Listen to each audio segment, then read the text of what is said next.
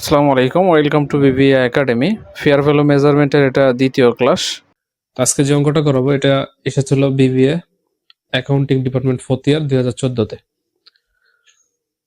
তো প্রশ্ন পড়ার আগে কিভাবে শর্টকাট কোনো ইংলিশ না বুঝে তিনটা বিষয় বের করে, তিনটা অপশন বের করে এই অঙ্কটা করা যায় সেটা আজকে দেখাবো। যারা স্টুডেন্ট দুর্বল আর এখানে অনেক বেশি জানার প্রয়োজন নেই, যেখানে তিনটা বিষয় তিনটা অপশন বের করে খুব সহজে 10 নম্বর পাওয়া যাচ্ছে, সেখানে বাড়তি বিষয় তো জানার কোনো প্রয়োজন আসে না। তিনটা বিষয় হলো আমাদের ডি এর মান বের করতে হবে, এরপরে হচ্ছে কে এর মান, আর একটা হলো জি এর মান, গ্রোথ রেট। তিনটা দেয়া থাকবে। সবসময় P0 স্টকের শেয়ারের বর্তমান মূল্য, বর্তমান বাজার দর বের করতে বলবে। এটা বের করতে বলবে, তিনটা অপশন দেয়া থাকবে, তিনটা তথ্য।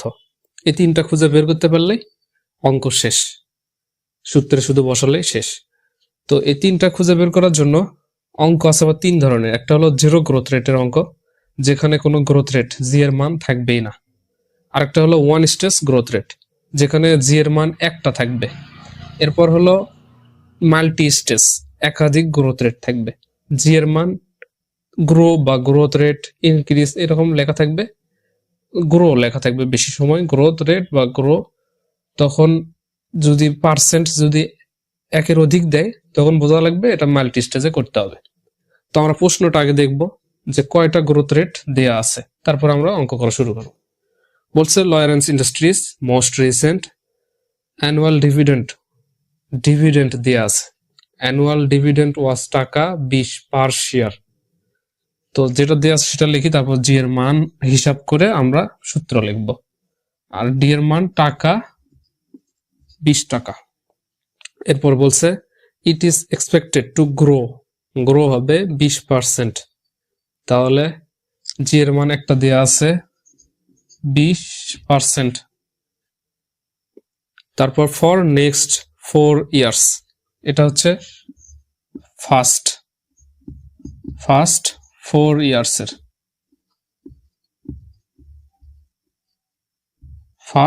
ইয়ার্সের গ্রোথ রেট। এরপর বলছে অ্যান্ড ফলোয়েড বাই 8%, পরবর্তী 8% কনস্ট্যান্ট গ্রোথ রেট। আর একটা হলো জি এর মান, কনস্ট্যান্ট গ্রোথ রেট হলো 8%, এটা হলো কনস্ট্যান্ট গ্রোথ রেট। আমি সংক্ষেপে জি লিখলাম। কনস্ট্যান্ট এটা হচ্ছে অপরিবর্তনীয়, একদম ইনফিনিটি বলতে অসীম। যতদিন শেয়ার থাকবে ততদিন এই রেটেই লভ্যাংশ পাবে, লভ্যাংশ এই রেটেই বৃদ্ধি পাবে। তাহলে এটা কনস্ট্যান্ট গ্রোথ রেট। আর যেটা 20% লভ্যাংশ দিবে সেটা দিবে মাত্র 4 বছর, এরপরে আর 8%-এর বেশি দেবে না, এটাই বোঝাচ্ছে। তারপর বিস্তারিত পরে বোঝাচ্ছে। জি এর মান তাহলে দুইটা বের হলো, মানে একের অধিক মাল্টি স্টেজ করতে হবে। এরপর কে এর মান, এখন বোঝা গেল যে অঙ্কটা কিভাবে করতে হবে, কোন সূত্র দিয়ে, মাল্টি স্টেজ। তাহলে এটা করতে হবে হলো মাল্টি স্টেজ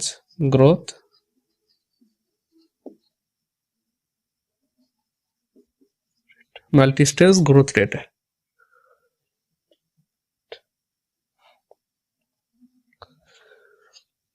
এখন আরেকটা মান বের করতে হবে, কে এর মান। প্রশ্ন বলছে তারপরে ইফ আরেকটা constant growth rate from year 5 to infinity. এখানে 5 দিয়ে আছে, তার মানে কিন্তু 8% তারপরে 5 বছরের জন্য না, বলছে যে 5 বছর থেকে, ফ্রম ইয়ার 5 বছর থেকে টু ইনফিনিটি, মানে একদম শেয়ার যতদিন থাকে অসীম শেষ পর্যন্ত একদম এই 8%। এটা যেরকম 4 ইয়ার্স 4 বছরের জন্য এই 20%, এটা 8% কিন্তু তার পরের 5 বছরের জন্য নয়। এটা বলছে 4 বছরের পরের 5 বছর থেকে একদম শেষ পর্যন্ত। তারপর হচ্ছে if the required rate of return is expected to be 15%, তাহলে রিকোয়ার্ড রেট অফ রিটার্ন যেটা কে এর মান 15%। এরপর বলছে find out the price, price find out করতে হবে, নির্ণয় করতে হবে। Which the shares should sales, শেয়ারটা কত দামে বিক্রয় করা উচিত। এখন আমরা মাল্টি স্টেজ, দুইটা গ্রোথ রেট আছে মানে মাল্টি স্টেজ গ্রোথ রেটে অঙ্কটা করব। তো মাল্টি স্টেজে গ্রোথ রেটে অঙ্কটা করার জন্য সূত্র হচ্ছে P0 সমান, P0 হচ্ছে বন্ডের স্টকের শেয়ারের বর্তমান বাজার মূল্য P0, এর সূত্র D1 1 প্লাস কে পাওয়ার হচ্ছে 1, এটা 1 বছরের। তো আমরা আগে এটা সূত্রটা লিখে নেই, যেহেতু এটা 4 বছরের গ্রোথ হচ্ছে 20% আর শেষে হচ্ছে 8%, এটা অসীম, তাহলে 5 বছর পর্যন্ত আমরা 8% 5 নম্বর বছরে পাবো। তারপরে তো সবসময় 8%ই থাকবে গ্রোথ রেট, কমবেও না বাড়বেও না। তাহলে আমরা শেষের বছর যেটা একদম স্থির থাকবে সেই বছরটা পর্যন্ত নিব। তাহলে এখানে প্রথম 1 বছরের নিলাম প্লাস দ্বিতীয় বছর হলো D2 1 প্লাস কে স্কয়ার দ্বিতীয় বছরের, তারপরে তৃতীয় বছরের জন্য, তারপরে মানগুলো বিস্তারিত তারপরে বোঝাচ্ছি। D3 হলো 1 প্লাস কে 3 প্লাস D4 ডিভিডেন্ড হবে 4 বছর পর্যন্ত ইনক্রিজ হবে, তাহলে D4, তারপর 1 প্লাস কে 4, এখানে এসে আবার P4 হবে। P0 মানে তো আমরা বর্তমান মূল্য বের করছি, P4 হচ্ছে একদম ভবিষ্যৎ মূল্য। এই 4 বছর এই লভ্যাংশ বৃদ্ধি পেতে পেতে পেতে পেতে শেয়ারের যে মূল্যটা বের হবে সেটা হচ্ছে P4। শেষের বছরে এটা যোগ করতে হবে, যে 5 বছর দেয়া থাকতো যেটা হচ্ছে গ্রোথ রেট কনস্ট্যান্টটা বাদ দিতে হবে, কনস্ট্যান্ট শেষের বছরে শুধু P4 নির্ণয় করতে লাগবে। এটার কোনো কাজ নেই, একবার শুধু লাগবে P4 বা শেষের P নির্ণয় করতে। তো নির্ণয় না করলে বিষয়টা ক্লিয়ার হবে না, শুধু সূত্রটা লিখলাম, এরপরে আর বাকিগুলো কাজ করলে তখন বোঝা যাবে সূত্র কেন বা কিভাবে করা হলো। এটা হলো সূত্র, আমাদের মান আছে এইগুলা, D1 নেই, D2 D3 D4 নেই, P4ও বের করা হয়নি। তাহলে আমাদের D1 D2 D3 D4 P4 বের করতে হবে, কে এর মান তো দেয়াই আছে। এই একই নিয়ম, এই চ্যাপ্টারের অঙ্কের নিয়ম হলো এই একটাই, এইভাবে D1 D2 D3 সবগুলো বের করতে হয়, করে একটা নিয়ম একটা অঙ্ক করলেই সব অঙ্কই পারা যায়। একদম ইজি এই চ্যাপ্টারের অঙ্কগুলো, কারণ নিয়ম খুব কম, একটা নিয়মেই সব, নিয়মের কোনো পরিবর্তন নাই এখানে। সাজেশনে আপনারা দেখবেন যে এই একই নিয়মে P0 বের করতে বলছে, মাল্টি স্টেজ দিয়েছে যেগুলো বড় অঙ্কগুলো, আর ছোট অঙ্ক সেগুলো হচ্ছে 1 স্টেজ দিয়েছে। তো আমাদের প্রথমে এখন কাজ হলো D1 D2 D3 আর P4 বের করা। নাও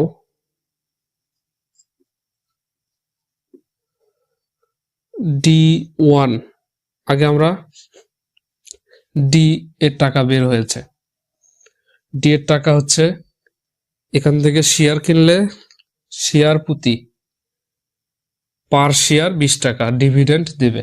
ওই প্রশ্ন বলছে 20 টাকা করে প্রথম, যেটাই থাক প্রথমে D এর মান যেটা থাকবে সেটা হচ্ছে প্রত্যেক বছর 20 টাকা করে দেবে।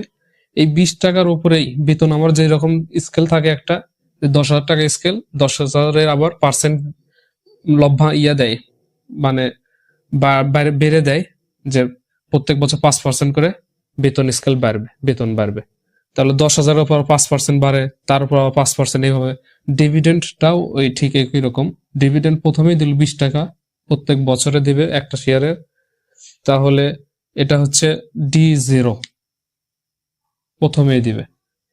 এরপর D1 মানে পরবর্তী বছরে, তাহলে পরবর্তী বছরে তো আর 20 টাকা থাকতেছে না, গ্রোথ রেট হলো 20%, তাহলে পরবর্তী বছরে হবে কত? 20% বাড়বে, 20 টাকার 20% বাড়বে। D1 বের করতেছি আমরা।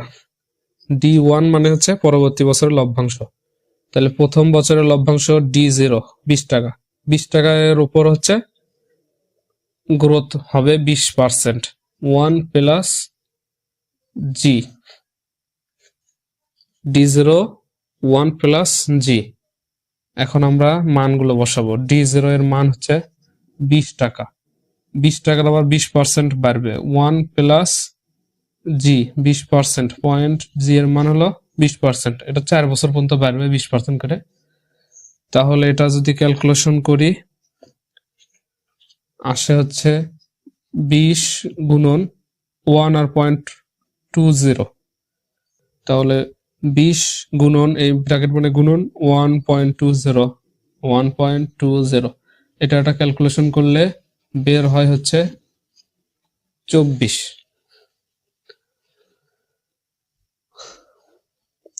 এটা হচ্ছে সূত্র ছাড়াও আরো নিয়ম আছে, যারা ভালো অঙ্কে ভালো তারা বুঝতে পারবে যে 20 টাকার উপর 20% গ্রোথ হবে, 20 টাকার 20%, 2 দুগুণে 4 টাকা, 20 টাকার 20% হলো 4 টাকা, তাহলে 20 টাকার 4 টাকা বাড়বে, তাহলে প্রথম বছরে 20 টাকা ছিল, পরের বছরে 4 টাকা বাড়লে কত হলো? 4 যোগ, তাহলে হলো 24। তো এই 20 আর হলো এই 4, এই 1 দেওয়ার মানে হচ্ছে 20 20, আর এই 20 এর সাথে এটা ক্যালকুলেশন করলে 4, লভ্যাংশ বাড়ে হচ্ছে 20%, গুণন করলে 4, এটাই এই ক্যালকুলেশন। 24 টাকা মোটে বের হলো।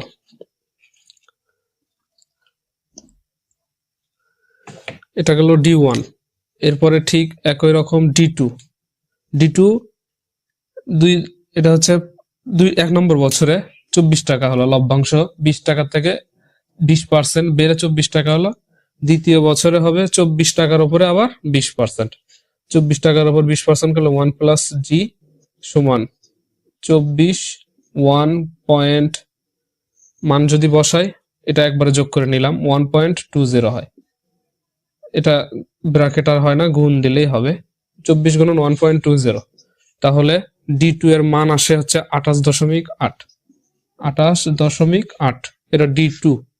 এরপর হলো D3 হচ্ছে দ্বিতীয় বছরে যা আসছে তার উপর আবার 20%, এরকম 4 বছর হবে, এটা 1 বছর 2 বছর 3 বছর হলো, এরপর আর একটা বছর 20% করে বাড়বে, তাহলে 28.8, এরপর 1 G এর মান হচ্ছে 0.20, এটা আমরা এখানেই করতে পারতাম, এটা আরো সংক্ষেপে করে দিলাম, মানগুলো শুধু বসালাম এখানে এই সূত্রে অনুযায়ী, তাহলে 28.8, এর উপরে 1 প্লাস 0.20, এখন 1.20 এর সাথে গুণন করলে তৃতীয় বছরে শুধু লভ্যাংশ মানে লাভ পাবে, লাভ আসবে হচ্ছে 34.56, এটা হলো তৃতীয় বছর। এরপর হলো চতুর্থ বছর D4, চতুর্থ বছরে আবার তৃতীয় বছরের এই টাকার উপরে আসবে 34.56, 1 প্লাস 0.20, আর এটা কি বের করলাম? D3, তাহলে 34 এখানে সূত্র যদি বসাতাম D3 বসতো, এটা বসতে হচ্ছে D2 এর উপর আমরা এই গুণ দিছি, D2 এর সাথে এটা যে হার বাড়ে গ্রোথ রেট গুণ করে 3 নম্বর বছরের লভ্যাংশ বের করেছি, তাহলে এখানে হতো D2, এটা হচ্ছে 24, 24 হলো D1 এর মান, এখানে হতো D1, তা আমরা D1 এগুলা না লিখে D2, এটা হচ্ছে D3 না লিখে আমরা ডিরেক্ট মানগুলো লিখছি। এটা আপনারা লিখতেও পারেন বোঝার জন্য। এটা ক্যালকুলেশন করলে চতুর্থ বছরে লভ্যাংশ বের হয় হচ্ছে 41.47, 41.47, এটা হলো চতুর্থ বছর। শেষ বছরটা বের করতে হবে, কারণ 8%, এটা যেরকম 4 বছর ছিল সেরকম 4 বছর বের করলাম 20% করে, কিন্তু 8% এটা তো সারা জীবন, তাহলে সারা জীবন এটা তো বের করা যাবে না সবসময়, এটা একবার বের করলেই হবে। তাহলে D5 5 নম্বর বছরে লভ্যাংশ হবে এই 41.47 টাকা, এর উপর 1 প্লাস জি এর মান এবার হচ্ছে 8% গ্রোথ রেট, 8% করলে 0.08। এখন এটা ক্যালকুলেশন করলে 41.47 এর সাথে 1.08 গুণ করলে পঞ্চম বছরে আসে 44.79, এটা হচ্ছে D5 এর মান। আমরা যে মানি বের করব তার চেয়ে পরের বছরের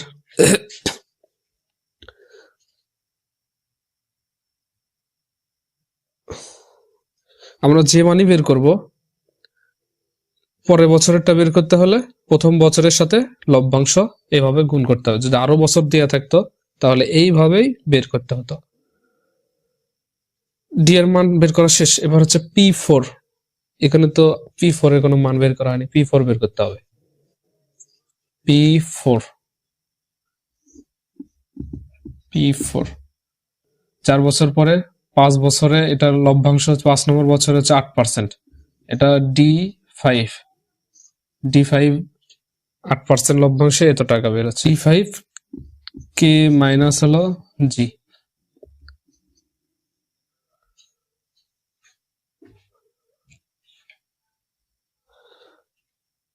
তো এটা হলো সূত্র এটার নিয়ম হচ্ছে। আর এই সূত্রটা কিসের জন্য আসলো, কেন এইসব বের করলাম, এটা সবার না জানলেও হবে। যারা অঙ্কে দুর্বল তাদের শুধু কিভাবে আনসার বের করে অঙ্কটা ঠিক করা যায় সেটা আজকে শেখাচ্ছি। এরপরে এগুলা বিস্তারিত বুঝাবো। এখন আগে মেইন কাজটা, রেজাল্টটা বের করে দিই। তো D5 আর এটার নিয়ম হচ্ছে P4 যদি বের করি D আসবে হচ্ছে তার পরের বছর D5, যদি P3 বের করি তাহলে D আসবে তার পরের বছর।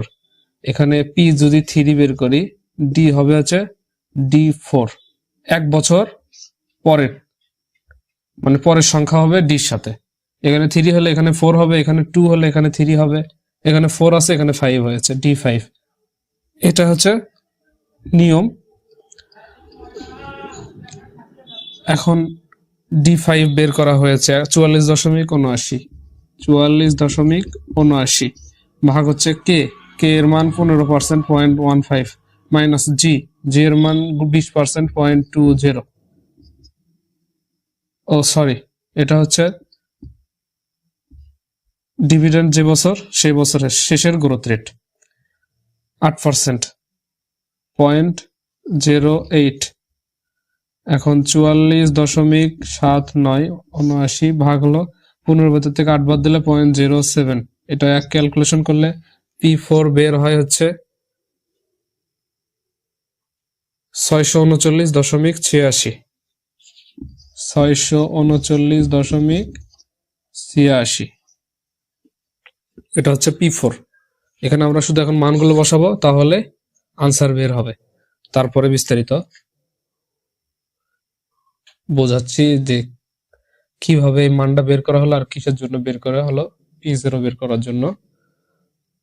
তো D1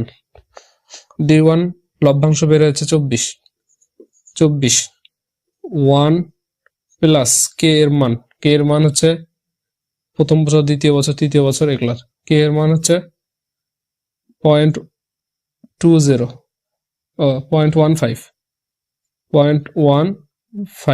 প্রত্যেকটাতে একই। 1 বছরের পয়েন্ট পাওয়ার 1, পাওয়ার 2, পাওয়ার 3, পাওয়ার 4 এভাবে যেতেই থাকবে। প্লাস ডি টু বের হচ্ছে 28.8, 28.8। এরপর নিচে 1 প্লাস 0.15 পাওয়ার হলো 2 প্লাস ডি থ্রি বের হয়েছে 34.56, 34.56। 1 প্লাস 0.15 পাওয়ার হলো 3 প্লাস ডি4, এখানে ডি4 বের হয়েছে 41.47, 41.47 প্লাস পি4 বের করলাম 639.86। এবার 1 প্লাস কে হচ্ছে 0.15 পাওয়ার হলো 4। এখন সবগুলো এভাবে ক্যালকুলেশন করতে হবে। আগে পাওয়ার গুলো আর ব্র্যাকেটের কাজটা করতে হবে। ব্র্যাকেটের ভেতরে যোগ করলে সবগুলো 1.15 আসে। 1 আর 0.15 যোগ করলে 1.15 হয়। তাহলে 1.15 পাওয়ার দিতে হবে 1, ওটাই আসবে। 1.15 পাওয়ার দিতে হবে 2। এভাবে প্রত্যেকটা পাওয়ার নিচে ক্যালকুলেশন করার পরে যে মানটা আসবে সেটা দিয়ে 24কে ভাগ, এটাতে যেটা আসবে সেটা দিয়ে 28.28কে ভাগ, এভাবে সবগুলোকে ভাগ করতে হবে। ভাগ করে যোগ আছে, সবগুলো যোগ করলে এখানে মান আসবে হচ্ছে 454.92। এটা হচ্ছে P0। এটা আমাদের বের করতে বলছিল, এটা হচ্ছে মেইন উত্তর, আর এগুলো হচ্ছে ওয়ার্কিং। তো এখন বোঝাই হলো এগুলো কেন করা হলো আর এটা কেন করা হলো। এটা হচ্ছে ডিভিডেন্ড, লভ্যাংশ। এটা সেখানে বোঝানো হয়েছে 20 টাকা প্রথম দিবে 20 টাকা করে প্রত্যেক বছরে লভ্যাংশ। গ্রোথ হবে 4 বছর 20% করে। তাহলে 4 বছরে যে গ্রোথ হবে, 4 বছরের গ্রোথ অনুযায়ী লভ্যাংশ কত করে? 20 টাকার উপরে প্রথম বছরের পরের বছর 20% দেওয়ার পরে তারপরে বছর থেকে 20% যোগ করলে 24 টাকা। আবার তারপরে যা 24 টাকার উপরে আবার 20% করলে 28.8। এইভাবে 4 বছরের লভ্যাংশ মানে লাভ বাড়বে। 4 বছরে প্রথম বছরে 20 টাকা লাভ হলেও 4 বছর পরে লাভ হবে 41.47 টাকা। পঞ্চম বছরে এই টাকা আরো বাড়বে। যতদিন আমরা শেয়ারটা রাখবো ততদিন এই লাভের পরিমাণ, লভ্যাংশের পরিমাণ বাড়তেই থাকবে। তাহলে এটা বোঝা গেল লভ্যাংশ। এই D1 প্লাস কে পাওয়ার 1, আমরা এই 1 plus r to the power 1 to the power 2 এগুলা ক্যাপিটাল বাজেটিং এ টাইম ভ্যালু অফ মানির যে পিভি ফ্যাক্টর অনেক অঙ্কে এই শিখেছি যে এটা পিভি ফ্যাক্টর। এটা দিয়ে এই এক ভাগ করলে বর্তমান মান আসে। বর্তমান মান কেমন? এটা তো 2 বছর পরে এই মানটা আসলো। তাহলে প্রথম বছর আমরা যে বর্তমানে নিয়ে আসি এই মানটা, এগুলো তো ভবিষ্যতে টাকা আসবে। তাহলে এই টাকাগুলো, এই লাভগুলো যদি আমরা বর্তমানে নিয়ে আসি তাহলে কত টাকা শেয়ার কিনলে এইভাবে লাভগুলো হচ্ছে, তাহলে কত টাকা শেয়ার কিনলে হবে সেই টাকাটা আমরা বের হবে। এটা নির্ণয় করার মূল কারণ হচ্ছে কোন একটা শেয়ার কেউ বিক্রি করছে, আমরা সেটা কত দিয়ে কিনবো সেটা বের করা। তাহলে আমরা কত দিয়ে কিনবো? 454 টাকা দিয়ে শেয়ারটা কেনা যাবে। কিনলে এইভাবে লাভগুলো হবে। তাহলে এটা লাভের বর্তমান মূল্য প্রথম বছরের। দ্বিতীয় বছরের লাভের বর্তমান মূল্য এটা বের হবে। তৃতীয় বছরের লাভের বর্তমান মূল্য, চতুর্থ বছরের লাভের বর্তমান মূল্য। তাহলে শেয়ারের মূল্যের ভিতরে কি কি থাকবে? লাভ আর হচ্ছে 454 টাকাতে কিনলাম, এই পর্যন্ত আমরা লাভ পাবো, এই টাকাগুলো লাভ পাবো। তাহলে থাকছে শেয়ার, এটা হচ্ছে কিনলাম, এর ভেতরে লাভ হবে আর হচ্ছে শেষে শেয়ারের মূল্য বৃদ্ধি পাবে প্লাস লাভ প্লাস শেয়ারের মূল্য, শেয়ারের মূল্য। এখানে দুইটা জিনিস আছে, লাভও আছে, শেয়ারের মূল্যটাও আছে। এই টাকা এখন রাখার পরে, শেয়ার কেনার পরে আমরা যদি আবার 5 বছর পরে ওই টাকাই পাই তাহলে তো আমাদের শেয়ার কিনে লাভ নাই, টাকার কোনো মূল্য থাকলো না। এই টাকা আমরা 5 বছর পরে শেয়ার 454 টাকার শেয়ার হবে 639 টাকা। এটা শেয়ারের মূল্য হবে 5 বছর পরে, 4 বছরের পরে, মানে 5 বছর যখন শেষে growth rate, constant growth rate, যেটা যখন আর গ্রোথ হবে না, বৃদ্ধি পাবে না, তখন আমরা 639.86 টাকা পাবো। এটা হলো শেয়ারের প্রান্তিক মূল্য, আমরা যেটা ফিউচার ভ্যালু বলি। যে 500 টাকা এখন রাখলাম, সুদ দিচ্ছে 10%, বা যত গ্রোথ হচ্ছে 10% করে সুদ, যেটা কম্পাউন্ড ইন্টারেস্ট, চক্রবৃদ্ধি সুদ আমরা শিখেছি টাইম ভ্যালু অফ মানির অঙ্কে। তাহলে 500 টাকা এখন রাখলে ভবিষ্যতে কত হবে সেটা বের করেছি। ভবিষ্যতে হবে, দেখা গেল যে 1 বছর পরে 500 টাকা 600 টাকা হলো।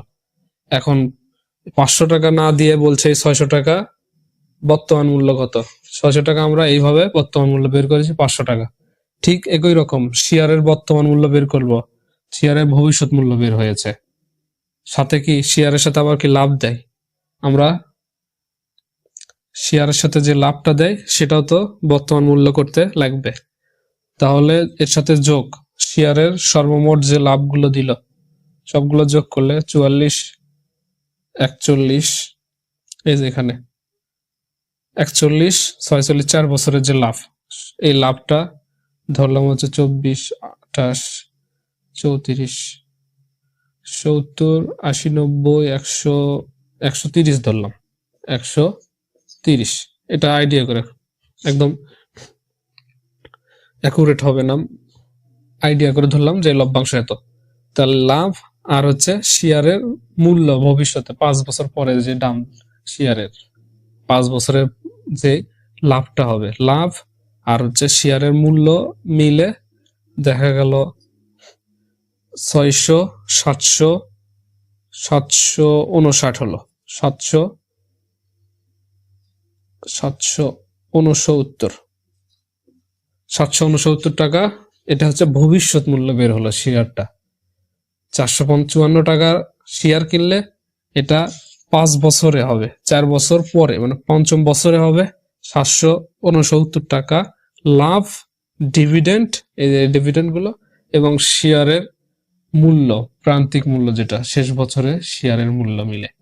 তাহলে 769 টাকা যদি লাভ হচ্ছে শেয়ার থেকে, লাভ আর শেয়ার মিলে এর বর্তমান মূল্য কত সেটা আমাদের বের করতে বলে।